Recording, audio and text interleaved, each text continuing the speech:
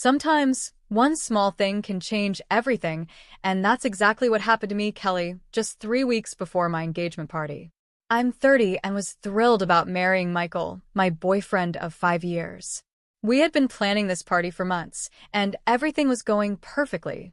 But then, out of nowhere, my mom called. "Kelly, cancel the engagement party," she demanded over the phone. I almost dropped my phone in shock. "What? Mom, are you serious?" I asked, hoping it was a joke. "No joke. Lauren just got promoted, and we're celebrating on your engagement day," she replied. Lauren, my younger sister by 4 years, has always been the favorite of my parents.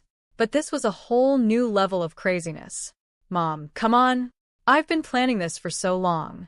I'm not canceling just because Lauren got a promotion at work," I said, trying to stay calm. "Don't be selfish, Kelly. This is a big deal for your sister. Same guests, different party, just reschedule," she insisted. I felt my anger rising. "No way, Mom. This is my engagement we're talking about. I'm not canceling. End of story," I said firmly. She started yelling, her voice so high it hurt my ears. I didn't even bother to listen. I just hung up the phone. As I sat there, staring at my phone, memories from my childhood came rushing back. It was always like this: Lauren first, me second. I remembered my 18th birthday, which my parents had totally forgotten until Grandma called to wish me a happy birthday. They quickly threw together a sad celebration with a grocery store cake and a gift card. It was pathetic, especially compared to the big 5-day party they had thrown for Lauren's 15th, just a few months earlier. That's when Michael walked in. He took one look at my face and knew something was wrong. "Kelly, what's going on?" he asked, sitting down beside me. I told Michael everything: the call from my mom, her demands, and all the memories that came flooding back. He listened, and I could see him getting more upset with every word. "That's ridiculous," he said when I finished. "We're not canceling anything." I nodded, feeling so grateful for his support. "I know, but why can't they ever put me first just once?" I asked, feeling the frustration build. "Because they're clueless," Michael said firmly. "But I put you first, always." I looked up at him and managed a small smile. "I know. That's why I'm marrying you, silly." We spent the rest of the night going over our plans, making sure everything was perfect. As I drifted off to sleep, I tried to push thoughts of my family out of my mind. This was my time, my moment, and I wasn't going to let them ruin it. The next morning, I woke up determined to forget about my mom's crazy call and focus on the party. I had a million things to do: send invites, sort out decorations, you name it. Then my phone buzzed. It was my cousin Julie. "Hey Kelly, everything okay with you and Michael? Heard you guys split up," she texted. I stared at my phone, totally confused. Where did she get that idea? I quickly typed back, "What? No way, we're fine." "Who told you that?" Julie's reply came quickly. "Weird. Aunt Olivia said your mom told her the engagement was off." My stomach dropped like a stone. I called Julie right away. "What's going on?" I asked as soon as she picked up. "I don't know, Kelly. Aunt Olivia called last night and said your mom told her you and Michael had this huge fight and called everything off. She said we should all go to Lauren's promotion party instead." It felt like I'd been punched in the gut. "Julie, that's all lies. We're still engaged and the party's still on. Mom wanted me to cancel for Lauren's thing, but I said no way." There was a pause. "Oh no, Kelly, I'm so sorry. I had no idea." I spent the next hour on the phone with Julie, trying to figure out what happened. Turns out, my mom had gone behind my back and called every single relative on the guest list, spinning a wild story about Michael and me breaking up and redirecting them all to Lauren's promotion party. I took a deep breath, trying to calm down. "I'm going to fix this mess. Can you help spread the word that the engagement is still on?" I asked. "Of course," Julie replied without hesitation. "I'll start calling people right now." After hanging up, I just sat on my couch, trying to wrap my head around it all. My own mother had tried to sabotage my engagement party. It was almost too crazy to believe. Michael found me there an hour later when he got home from work. One look at my face, and he knew something was wrong. I told Michael everything about Mom's calls, the lies, and how she redirected everyone to Lauren's party. With each word, I could see the anger growing in his eyes. "That's it. he said when I finished. We're cutting them off, all of them. Your parents, Lauren, the whole bunch. I knew he was right, but the idea of cutting off my family scared me. Even though they treated me poorly, they were still my family.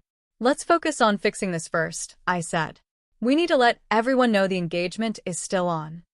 Michael nodded, determined. Okay, where do we start? We spent the rest of the night doing damage control, sending emails, making calls, and posting on social media. I wrote a long message explaining everything and sent it to everyone on our guest list. It was exhausting and humiliating, having to explain over and over that no, Michael and I hadn't broken up, and yes, the engagement party was still happening.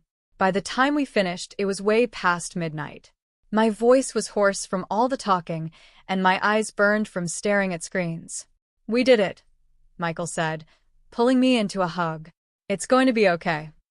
I wanted to believe him, but I couldn't shake the feeling that this was just the beginning. Mom's betrayal had opened up old wounds, all the times I'd been overlooked, all the times Lauren had been the favorite. It all came rushing back. The next day, I decided to visit Aunt Nicole. She's my dad's sister and has always been pretty nice to me. I figured I'd invite her to the engagement party in person and clear up any confusion. When I got to her place, I heard voices coming from the living room. I was about to call out a greeting when I overheard something that made me stop in my tracks. I can't believe Kelly would do such a thing, Aunt Nicole was saying. Canceling her own engagement party just to spite her sister. So childish. My heart sank. It was another lie, spread by my own family to cover up the first one. I was about to burst in and set the record straight when I heard another voice chime in. I know, right? Poor Lauren must be devastated. After all that hard work to get promoted, and now Kelly is trying to steal her thunder. I recognized that voice. It was my cousin Maria. I always thought we were close, but there she was, gossiping about me behind my back. I couldn't take it anymore. I stepped into the room and asked, "Is that really what you think of me?" Both women jumped like they'd seen a ghost. Aunt Nicole was the first to recover, quickly putting on a fake smile. "Kelly, sweetie, we didn't hear you come in." "Obviously," I replied, my voice cold. "I came to invite you to my engagement party, but it seems like you've already made up your minds about me." Maria at least had the decency to look embarrassed. "Kelly, we didn't mean." "Save it." I cut her off. "I want to know exactly what Mom told you." For the next hour, I listened as they revealed everything about Mom's twisted story. According to her, I had a tantrum when I heard about Lauren's promotion and demanded she reschedule her celebration. When Lauren refused, I supposedly canceled my own engagement party out of spite, saying I'd rather not get married at all than share the spotlight. It was just another lie from my family. By the time they finished, I was trembling with anger. "None of that is true," I said, my voice shaking. "Mom called me and demanded I cancel my engagement party for Lauren's celebration. I said no, and now she's spreading lies to sabotage me." I told them everything: the forgotten birthdays, the constant comparisons, years of feeling like I was never good enough. By the time I finished, both women were in tears. "Oh, Kelly," Aunt Nicole said, reaching for my hand. "We had no idea. We should have known better than to believe such crazy stories." I took a deep breath, trying to calm down. "Look, I appreciate the apology, but right now I need your help. The engagement party is still on, and I need you to spread the word. Can you do that?" They both nodded eagerly, relieved to have a chance to make things right. As I left Aunt Nicole's house, I felt all mixed up, angry at Mom's betrayal, hurt that my family so easily believed the worst about me, but also a bit hopeful. At least some of the truth was out now. The big day arrived, and I was a bundle of nerves. As Michael and I walked up to the hall, I held my breath as we pushed open the doors, bracing myself for whatever mess we might find inside. But holy cow, I couldn't believe my eyes. The place was buzzing with people. Smiling faces turned to greet us, and a warm, fuzzy feeling washed over me. The room was packed with relatives, not just the ones we had managed to reach the day before, but faces I hadn't seen in ages. "I can't believe you all came," I said, my voice choked up. Uncle Paul, my dad's brother, came up and gave Michael a hearty slap on the back. "Of course we came. Did you really think we'd miss this? I've got to say, those rumors about your canceled engagement spread like wildfire, but it looks like they backfired big time, someone said. I laughed, feeling lighter than I had in weeks. I guess they did. As Michael and I made our way through the crowd, soaking up all the congratulations and well wishes, I couldn't help but notice that Mom, Dad, and Lauren were nowhere to be seen. No texts, no emails, not even a reluctant congratulations. But surprisingly, their absence felt more like a relief than a disappointment. Instead, I found myself drawn to Michael's parents, who were beaming at us with genuine pride and love. His mom hugged me tight and whispered, "We're so proud of you, Kelly. You're already part of our family." The party was in full swing when suddenly there was a commotion near the dance floor. I couldn't believe my eyes. There was my 83-year-old grandma in the middle, showing off what she called an incendiary dance from her youth. "Come on, you young ones," she called out, her eyes twinkling mischievously. "Let me show you how we used to dance back in my day." The crowd went wild as Grandma twirled and swayed, moving surprisingly well for her age. Soon, others joined in, and the dance floor turned into an amazing multi-generational dance-off. As I mingled with the guests, I couldn't help but overhear bits of gossip about all the family drama leading up to today. "Can you believe what Kelly's mother tried to do?" I heard Cousin Maria say to another relative. "She tried to cancel her own daughter's engagement party for her other daughter's work thing. It's nuts." "I know," the other voice replied. "Poor Kelly has always gotten the short end of the stick in that family. I'm glad she's finally standing up for herself." Instead of feeling embarrassed or upset by these conversations, I felt validated. For once, my relatives were seeing the truth about my family dynamics, and they were on my side. As the night went on, I found myself feeling truly happy and celebrated, maybe for the first time ever. The absence of my immediate family, which I had been so worried about, instead felt like a huge weight had been lifted off my shoulders. The day after our amazing engagement party, Michael and I were relaxing on the couch, reliving the awesome moments from the night before when my phone rang. My stomach flipped when I saw it was Mom calling. Against my better judgment, I answered the call. "Hello. You ungrateful, nasty girl." Mom's voice screeched through the phone. "How dare you?" I held the phone away from my ear, her angry rant loud even from a distance. Michael looked at me, concerned, but I shook my head, signaling that I'd handle it. "Mom, what?" "Don't you mom me," she cut me off. "You've humiliated your sister.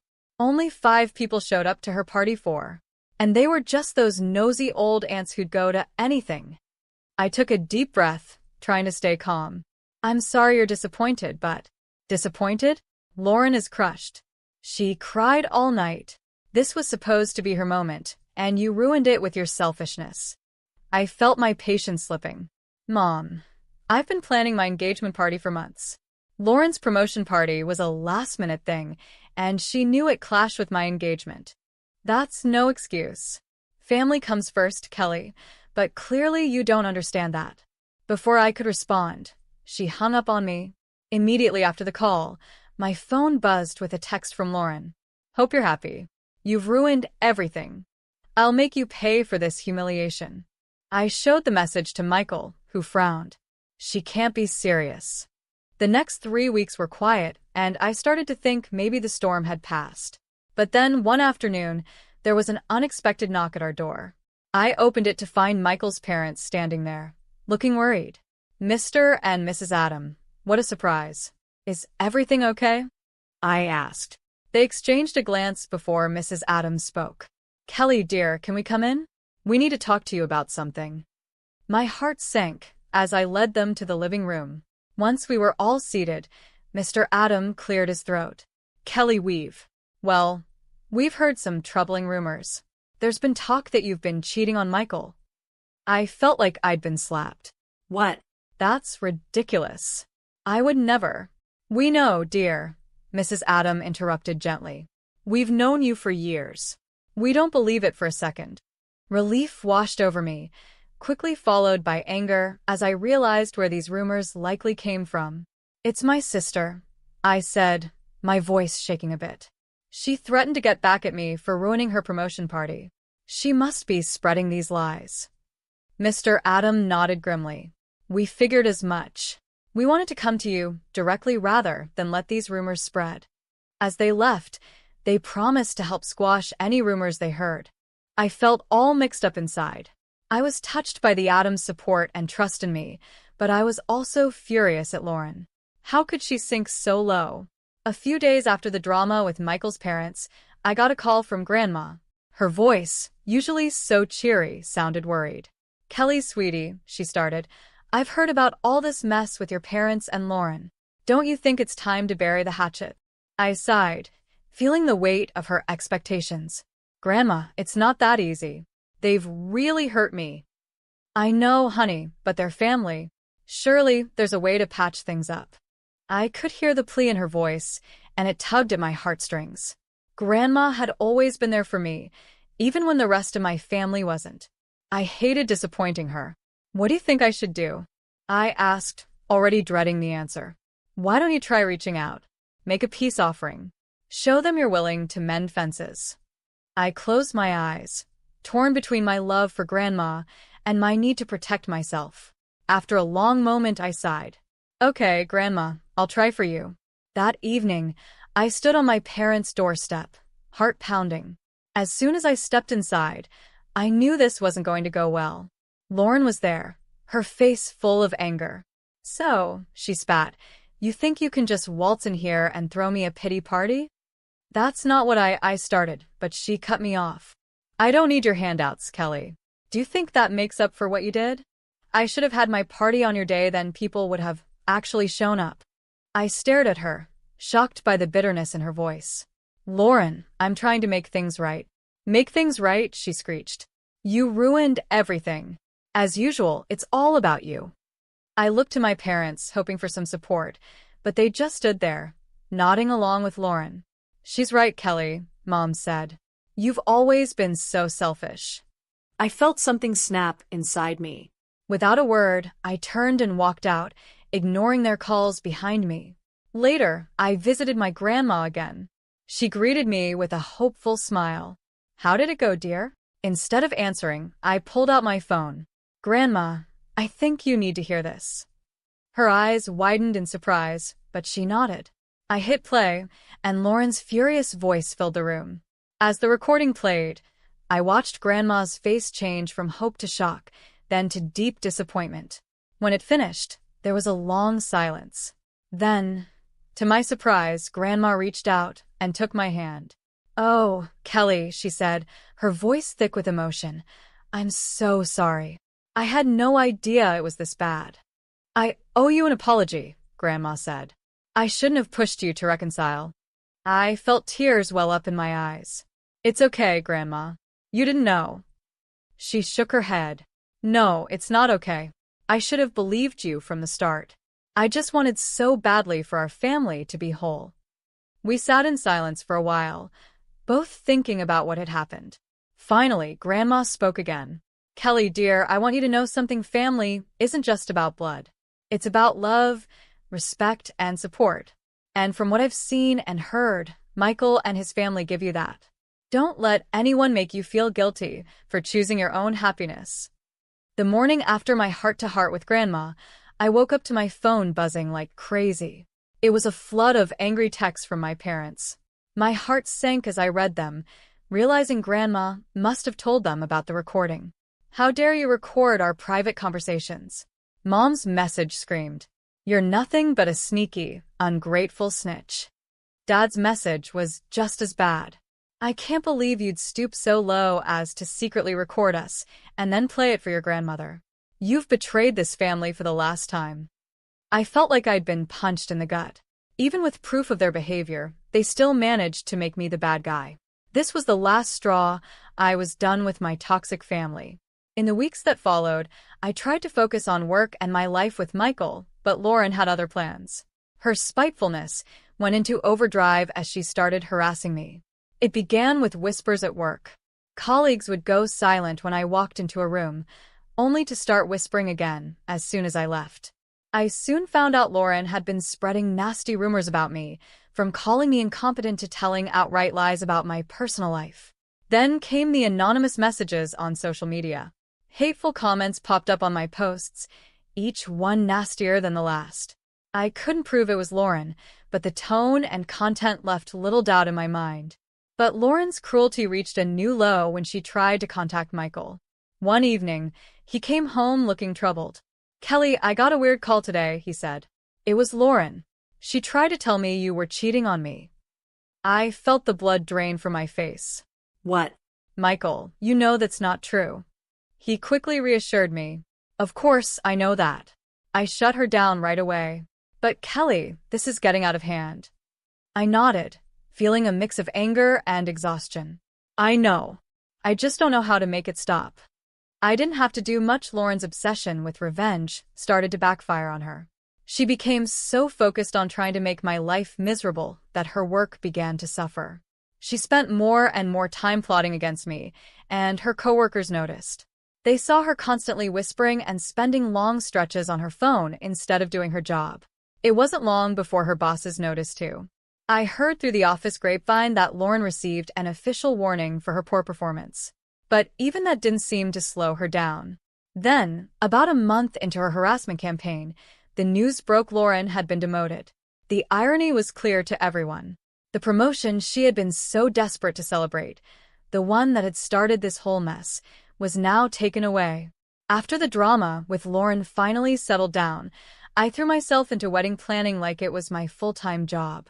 We finally picked a beautiful outdoor venue, a fairy tale garden with a charming gazebo where we'd say our I dos. As we stood there, imagining our big day, Michael gave my hand a gentle squeeze. "Are you happy?" he asked softly. I looked up at him, feeling all warm and fuzzy inside. "Happier than I've ever been," I replied, and I truly meant it. With the venue set, we moved on to choosing our wedding party. I asked my closest friends, the ones who had stuck by me through all the craziness, to be my bridesmaids. They all said yes, which made me even more excited. Then came the guest list. I sat at our dining table, addressing envelopes to all the relatives and friends who had supported us during the past few chaotic months. As I wrote each name, I felt a deep sense of gratitude for these people who had shown me what real family is all about. But when I got to the bottom of my list, I paused. There were 3 names I hadn't written: Mom, Dad, and Lauren. I stared at those blank spaces, feeling a swirl of emotions inside me. Michael found me there, staring at the paper. "Are you okay?" he asked, putting a comforting hand on my shoulder. I looked up at him, tears in my eyes. "I don't think I can invite them, Michael. Not after everything that's happened." He nodded, understanding. "It's your call, Kelly. Whatever you decide, I've got your back." I took a deep breath and put down the pen. "No," I said, my voice stronger than I expected. "They don't deserve to be there. This day is about celebrating love and support, and that's not something they've shown me." As I made that decision, I felt a sense of relief wash over me. This wedding was about starting a new chapter, surrounded by people who truly cared about us. And I knew that, with Michael by my side, I was making the right choice. As I said the words, it felt like a huge weight had been lifted off my shoulders. It was a bittersweet moment, realizing that cutting ties with my toxic family was the right decision for my future. There was sadness, of course, but it was mixed with an overwhelming sense of relief. The weeks flew by, and before I knew it, our wedding day had arrived. Standing in front of the mirror in my bridal suite, adjusting my veil, I was suddenly filled with a peace I hadn't felt in years. As I walked down the aisle toward Michael, I saw the faces of the people who had supported us. Michael's parents were beaming with pride, my grandma was dabbing at her eyes with a hanky, and our friends and relatives who had stood by us, despite all the family drama, were smiling warmly. These were my people, the ones who had shown me what real love and support looked like. When I reached Michael, he took my hands in his eyes shining with love. As we said our vows, I felt a deep sense of rightness settle over me. This was where I belonged. At the reception, surrounded by laughter and joy, I had a big realization. My engagement party all those months ago wasn't just about celebrating our upcoming marriage. It was the first day of my new life, a life where I wasn't an outsider anymore, but the creator of my own happiness. As Michael and I swayed to our first dance as husband and wife, I rested my head on his shoulder, feeling truly at peace. The journey had been tough, no doubt, but it had led me here to a place of strength, wisdom, and genuine happiness. "I love you," Michael whispered in my ear. "I love you too," I replied, my heart swelling with emotion. In that moment, I knew that whatever life threw our way, we'd face it together. And for the first time in my life, I was excited about the future, not scared of it. This was my fresh start, and I was ready to dive in headfirst with Michael by